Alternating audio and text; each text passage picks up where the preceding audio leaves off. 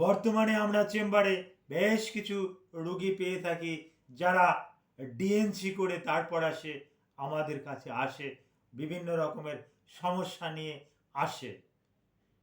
মূলত ডিএনসিটা কি? চিকিৎসা বিজ্ঞানে ডিএনসি বলতে আমরা কি বুঝি? জি, চিকিৎসা বিজ্ঞানে ডিএনসি বলে একটা কথা আছে।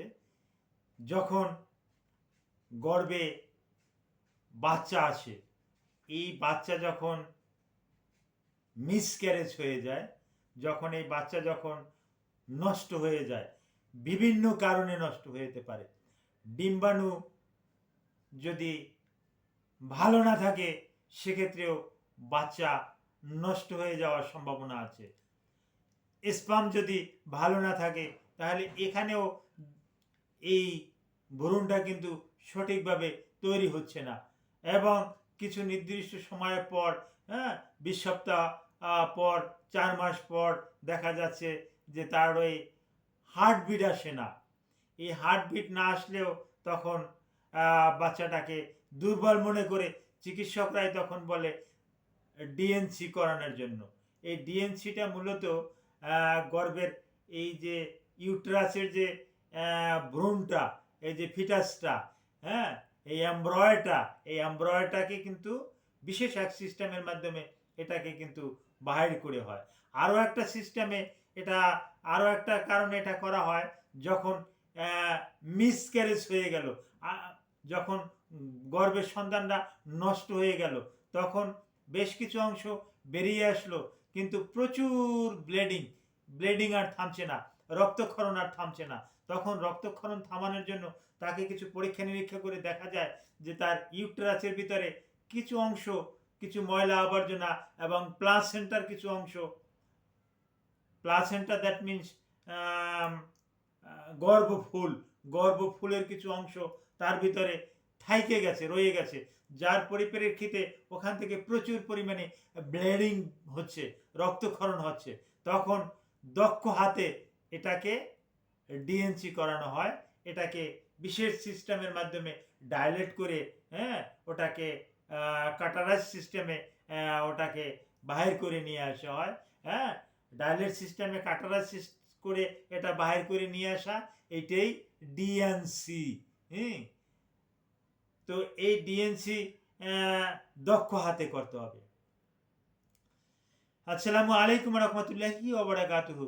আমি ডাক্তার মীর শহীদুল ইসলাম। আমার চেম্বার শুভেচ্ছা 255, ঐতিহ্যবাহী শেখঘাট, সিলেট। জি দর্শক শ্রোতা, ডিএনসির উপর অতি সংক্ষেপে কিছু আলোচনা করব। ডিএনসি এটা বর্তমানে আমরা প্রায় সময় শুনে থাকি। এটা কোনো কোনো ক্ষেত্রে এটা করতেই হবে, যেহেতু যখন অ্যাবর্শন হয়ে গেল, একটা বাচ্চা অ্যাবর্শন হয়ে গেল, কিন্তু কিছু অংশ থেকে গেল, প্লাসেন্টা থেকে গেল, গর্ভের ফুল থেকে গেল, তখন এটা দক্ষ হাতে কিন্তু এটাকে কিন্তু ওই যে অংশটু আছে ওটু কিন্তু সিস্টেমের মাধ্যমে ওটাকে বাহির করে নিয়ে আসতে হবে, এটাই ডিএনসি। কিন্তু ভুল করে যদি এখানে ওই ধাত্রী টাত্রী বা অন্য কারো কাছে যদি এটা করা হয়, তাহলে জরায়ুর বড় ধরনের ক্ষতি হয়, জরায়ু ছিদ্র হয়ে যায়, যার পরিপ্রেক্ষিতে ব্লিডিংয়ের পরিমাণটা বেশি, এবং এর পরিপ্রেক্ষিতে দেখা যায় যে পরবর্তীতে আর বাচ্চা টাচ্চা হচ্ছে না। কিন্তু ডিএনসি করলে যে বাচ্চা হবে না এমন কোনো কথা না, ডিএনসি করার পর বাচ্চা হবে। কিন্তু জরায়ু যদি ছিদ্র করে ফেলে, জরায়ুটাকেই যদি নষ্ট করে ফেলে, তাহলে তো আর এরকমের আশা করা যায় না। কিন্তু বর্তমানে কিন্তু এরকমের ধাত্রী দিয়ে, অভিজ্ঞ অনভিজ্ঞ ধাত্রী দিয়ে কিন্তু এই কাজটা কিন্তু করিয়ে নিচ্ছে অনেকে, যার পরিপ্রেক্ষিতেই কিন্তু বড় ধরনের সমস্যা, এই জটিল সমস্যাগুলো আমাদেরকে কিন্তু ফেস করতে হয়। আমাদেরকে কিন্তু পরবর্তীতে কোথায় কি, কিভাবে কি, এগুলো তখন কিন্তু মেডিসিন দিতে হয়। তো এই অনেকেই জানতে চেয়েছেন যে ডিএনসিটা কি, কেন করতে হয়। যখন দরকার হবে, আমি আবার বলতেছি, যখন গর্ভের সন্তান যখন বিভিন্ন কারণে যখন নষ্ট হয়ে যাবে, তখন ওটাকে ডিএনসি করতে হবে। এবং বিশেষ কারণে যদি কিছু অংশ পড়ে যায় এবং কিছু একটা অংশ যদি থেকে যায়, বিশেষ করে গর্ভফুল যদি থেকে যায়, তাহলে ওটাকেও অপসারণ করে নিয়ে আসতে হবে। এটার নামই ডিএনসি। তো ডিএনসি সম্পর্কে আপনাদের আরও কোনো তথ্য থাকলে জানার থাকলে আমাকে সরাসরি আপনারা প্রশ্ন করতে পারবেন। Thank you all.